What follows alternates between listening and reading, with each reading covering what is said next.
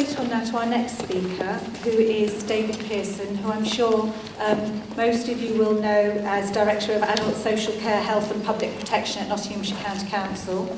But he's also here today in his new role, or additional role, of President of the Association of the Directors of Adult Social Services. Thank you very much, Claire, and thank you, Philippa, for that really strong presentation about what the current issues are in carers' work nationally, which has actually saved me a bit of a job because I'm going to skip over most of the national stuff that I've talked about, apart from drawing attention to one or two things. But for me, it's a real privilege to be here with you because of the reason why I wanted to be the president of ADASS was because I wanted, after 32 years of working in Nottinghamshire from social worker to director and working with people such as yourselves, wanted to try and convert that knowledge and that experience onto the national stage to try and make a difference there as well. And I think if this bit of my role is to be of any value, it's because I have those roots and that my experience is rooted in your reality and that I can present that in an effective way at a national level. I think the other thing I wanted to say was that I'm going to talk a little bit today about the local picture and what we do in Nottinghamshire, but I want to make it absolutely clear that as somebody who has been a carer himself and has had a statutory assessment under the carers' provisions, I know very well that whatever we say we do that's good, there's always 1,000 things that we can learn from in terms of making things better. And I think I want to change the title of this conference, sorry Claire, from What Next for Carers, but What Next with Carers, because actually this is a participative process. It's something that we need to do together. And I think Philippa's final point was very powerful in that respect.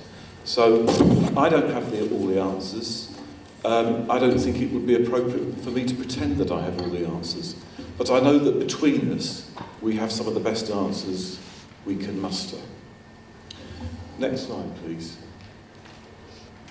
So the vision for social care, it seems to me, is pretty clear because we've got a care bill that will be enacted over the next few weeks. And there'll be regulations coming out that we all need to have a look at because that will determine what actually happens. But I think things have changed over the last 32 years that I've been in social care. And they've changed because we've acquired a set of values and beliefs about what is appropriate in the care and support of people, the most vulnerable people in our community, and those who support them. And those values are about dignity and respect. They are about making sure that we've got services that actually facilitate people's empowerment through good advice and information.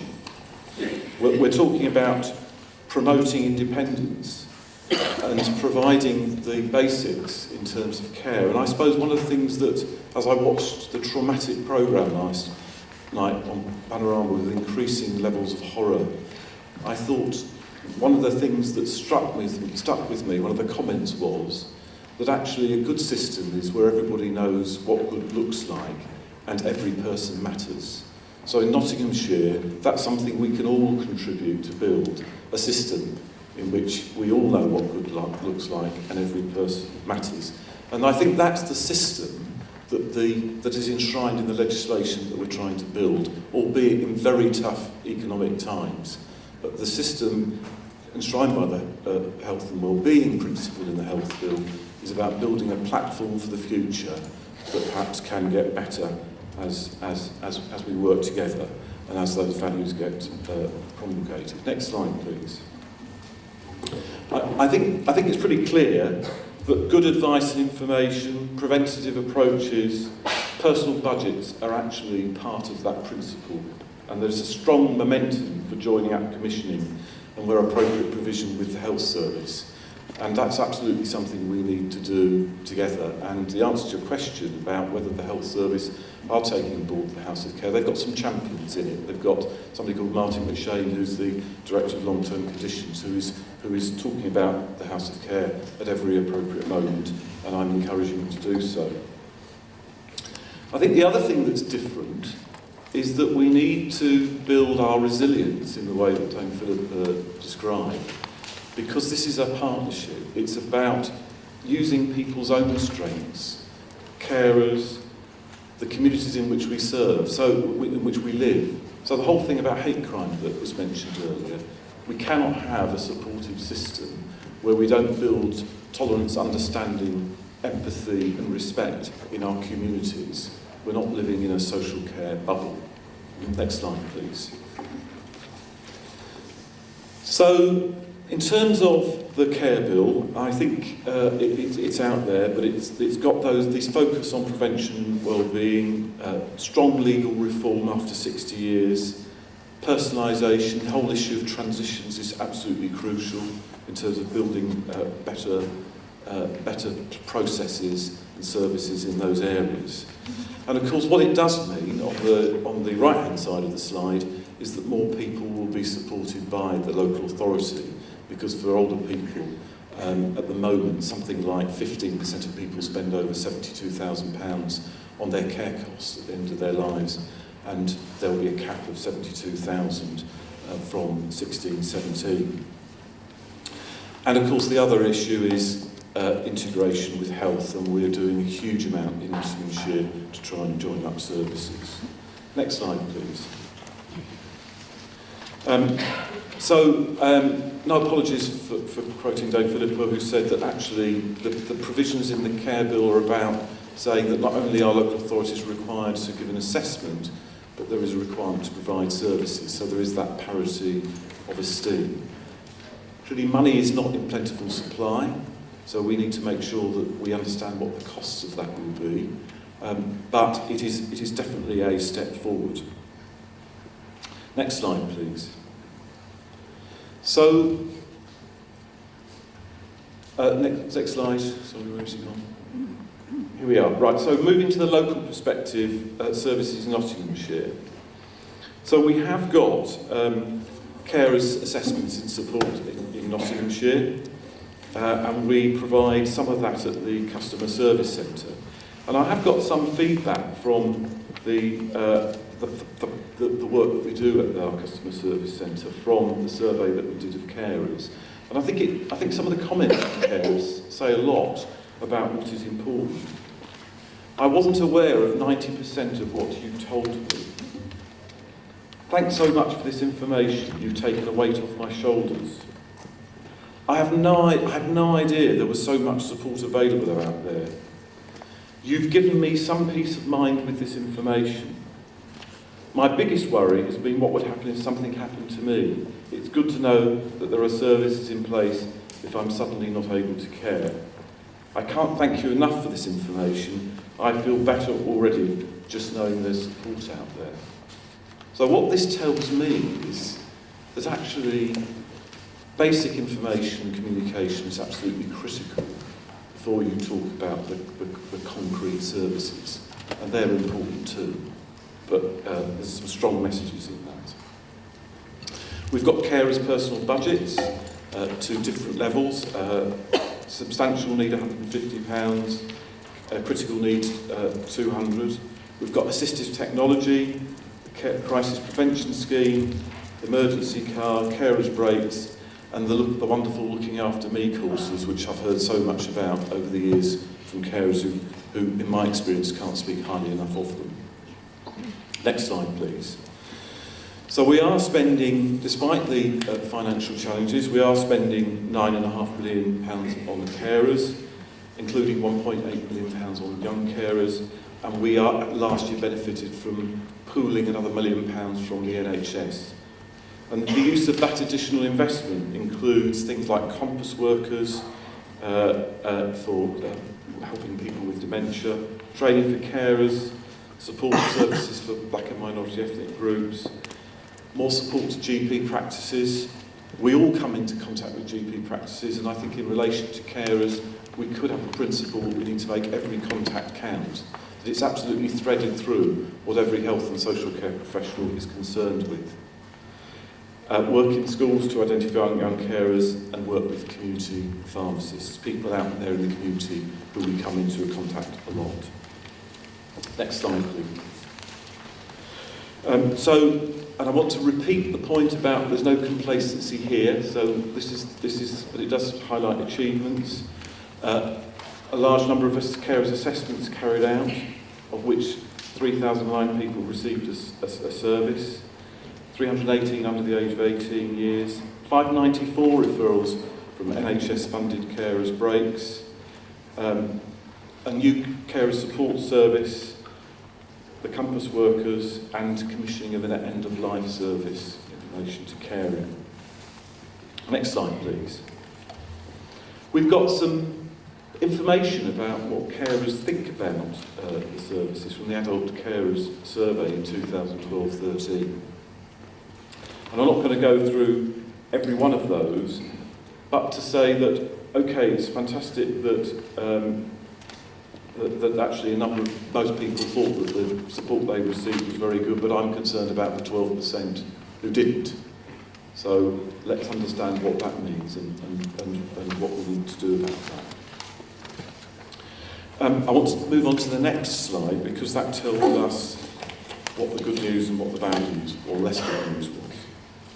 So what the survey 2009-10 told us was that since the 2009-10 survey, when we did this survey, that Nottinghamshire remains slightly above the average for overall satisfaction with support or services. The percentage of carers who feel they're neglecting themselves has fallen. More carers in Nottinghamshire have less worries about their personal safety, and we scored the higher than the East Midlands England average for carers saying they felt involved or consulted to some level. So that's good. But we need to be concerned about carers in Nottinghamshire feeling they spend less time doing the things they want or enjoy. The slower score on having enough control, and social contact, the point about actually maintaining those essential personal and family relationships. And there has been a drop in the percentage of carers who feel they have encouragement and support in their role, and Nottinghamshire up below the East and Midlands average on that. Next slide, please. I don't want to dwell on money. You all know that it's very difficult.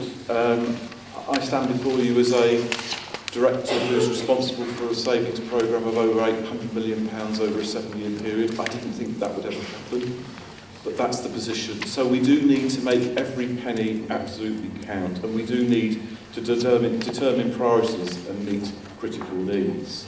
Next slide, please.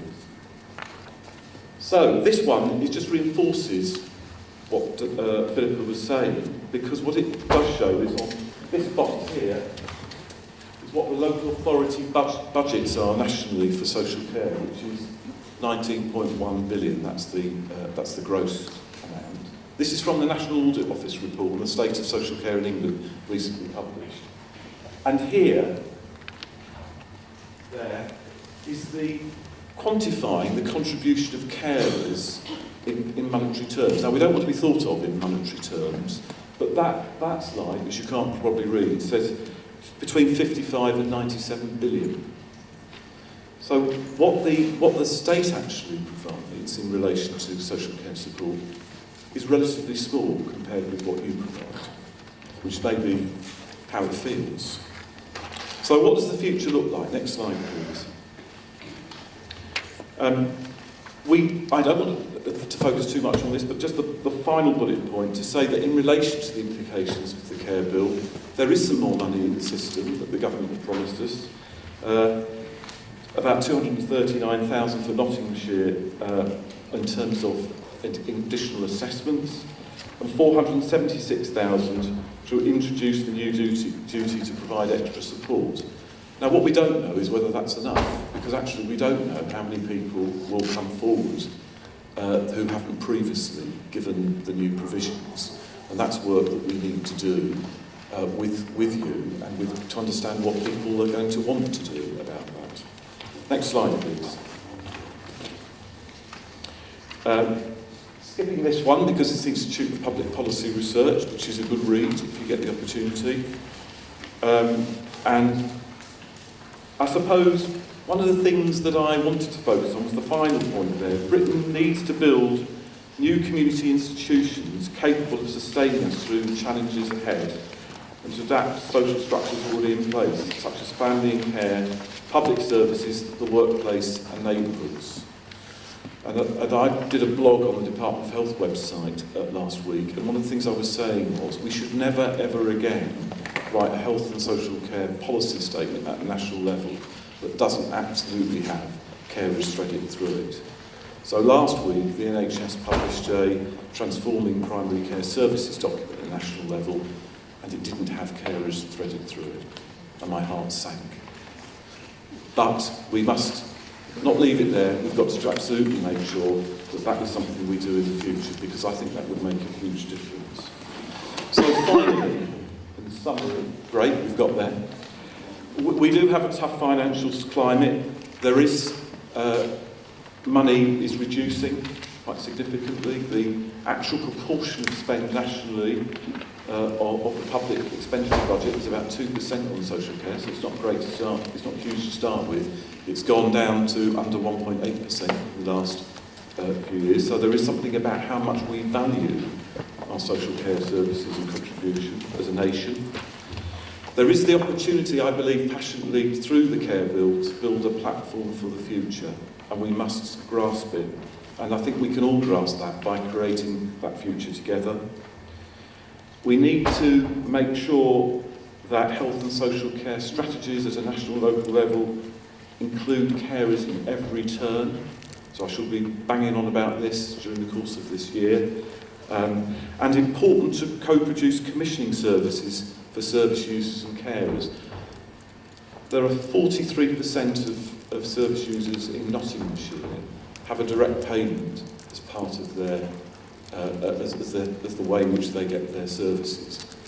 And that means that it isn't what I think service users need, and this won't be the same for carers, but it's what service users think they need. My job, and the job of the staff in the social care department, is to actually, working with elected members such as Councillor Wise, to create an environment in which choice is available for people in terms of what they want at a price that the public purse can afford. Both of those two things. Difficult, but that is our role. So we can't do that without working with yourselves. And my final point is we will not always get this right, but like any good relationship, we need to keep talking. And I think today is an absolutely fantastic opportunity to keep talking. And I'm very sorry that I can't stay for the rest of the day, but I'm happy to talk to anybody who's got any questions during the coffee break before I go. And John Wilson, the Deputy Director, will be here this afternoon to take part in the panel. So I'm absolutely delighted to be here. I'm even more delighted that you are, and I really look forward to hearing how we've progressed things during the day and the plans that we can make for the future. Thank you very much.